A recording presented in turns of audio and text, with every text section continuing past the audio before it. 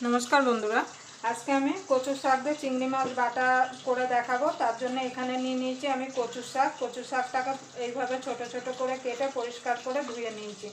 आमि जेभाবে कचुर शाकटा बानाबो आपनारा जोदि एइभाবে कचुर शाकटा बाड़ीते बानान ताहले किन्तु एक फोঁটাও गला धरबे ना किंबा गला चुलकाबे ना।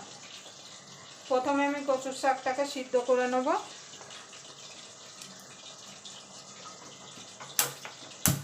गैसटा धरिए देव।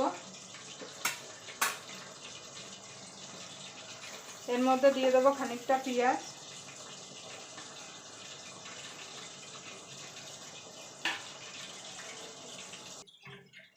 देखुन बंधुरा एखाने दिए देव काँचा लंका।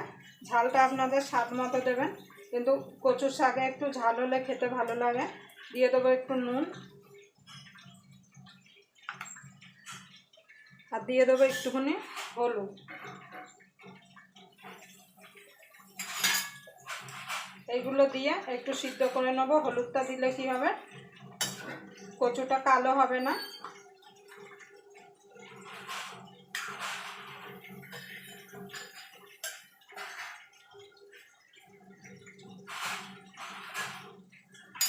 ढाका दिए एटाके आमि सिद्ध करे नेब।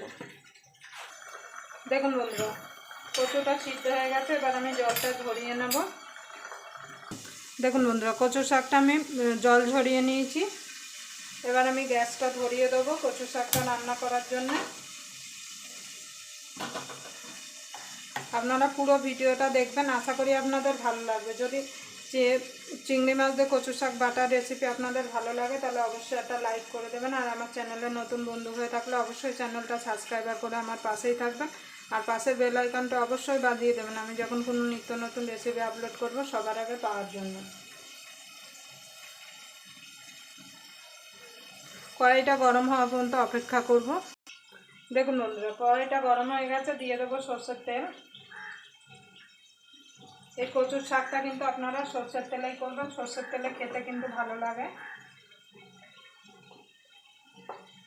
এবার সরষের তেল গরম হওয়া পর্যন্ত অপেক্ষা করব। দেখুন বন্ধুরা তেলটা গরম হয়ে গেছে, চিংড়ি মাছটা দিয়ে দেবো। দিয়ে চিংড়ি মাছটা হালকা করে ভেজে নেব।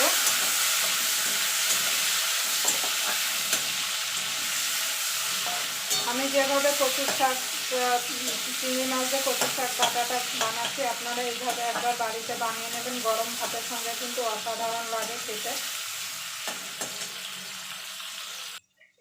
দেখুন বন্ধুরা আমি চিংড়ি মাছটা তুলে নিয়েছি। এই তেলের মধ্যে আর একটুখানি তেল দিয়ে দেবো।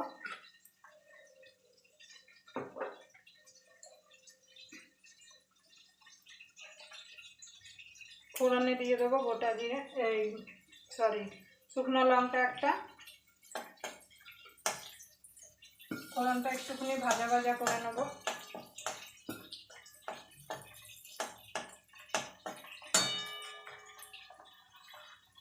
সামান্য দিয়ে দেবো একটুখানি গোটা জিরে। আপনারা চাইলে কালো জিরাও কিন্তু এখানে দিতে পারেন। আমি আমার মতো কিন্তু করে কচুর শাকটা বানাচ্ছি। এবার দিয়ে দেবো পেঁয়াজ কুচি। পেঁয়াজটাকে একটু ভাজা ভাজা করে নেব।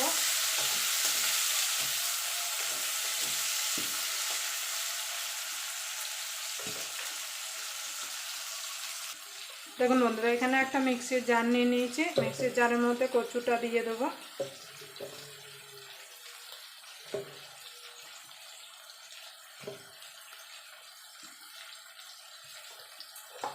এর মধ্যে দিয়ে দেবো কটা চিংড়ি, আর কটা চিংড়ি রেখে দেবো। দিয়ে এটাকে আমি পেস্ট বানিয়ে নিয়ে আসবো। আপনারা চাইলে শিলনোড়াইও এটাকে বেটে নিতে পারেন। দেখুন বন্ধুরা এখানে পেঁয়াজটা ভাজা হয়ে গেছে। এবার কচুটা যে আমি পেস্ট করে রেখেছিলাম কচুর পাতাটা সেটা দিয়ে দেবো। আপনারা তো অনেকভাবেই খেয়েছেন, কিন্তু একবার এইভাবে কচু পাতা বাটা খেয়ে দেখবেন, গরম ভাতের সঙ্গে কিন্তু অসাধারণ লাগে। দুপুরবেলা যদি গরম ভাত আর এরকম কচু পাতা বাটা থাকে তাহলে আর কোনো কিছু লাগবে না। দেখুন বন্ধুরা কচু বাটাটা ভালো করে মিশিয়ে নিয়েছি। এবার দিয়ে দেবো স্বাদ মতো নুন, কেন কচু সিদ্ধ করার সময় কিন্তু নুন দেওয়া হয়েছিল, সেই বুঝে এখানে নুনটা অ্যাড করতে হবে। দিয়ে দেবো হলুদ গুঁড়ো, আর চিংড়ি মাছটা যে রেখে দিয়েছিলাম যে কটা সে কটা দিয়ে দেবো, দিয়ে ভালো করে মিশিয়ে নেবো। এখানে দিয়ে দেবো 6-7টা কাঁচা লঙ্কা চেরা। ঝালটা আপনাদের স্বাদ মতো দেবেন, কারণ আমি কিন্তু কচু সিদ্ধ করার সময় 10-12টা কাঁচা লঙ্কা দিয়েছিলাম। এবার এটাকে ভালো করে কষিয়ে নেবো যতক্ষণ কড়াই থেকে ছেড়ে না আসছে। আপনারা চাইলে এখানে একটু চিনি অ্যাড করতে পারেন। দেখুন বন্ধুরা, চিংড়ি মাছ দিয়ে কচু পাতা বাটাটা হয়ে গেছে। এবার একটুখানি লেবুর রস দিয়ে দেবো,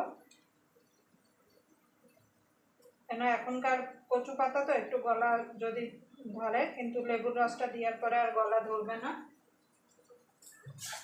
এবার ভালো করে মিশিয়ে নেব।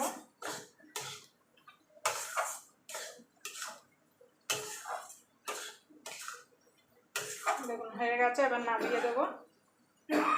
আবার আপনাদের সঙ্গে কোনো নতুন রেসিপি নিয়ে দেখা হবে। ততক্ষণ পর্যন্ত আপনারা ভালো থাকবেন, সুস্থ থাকবেন।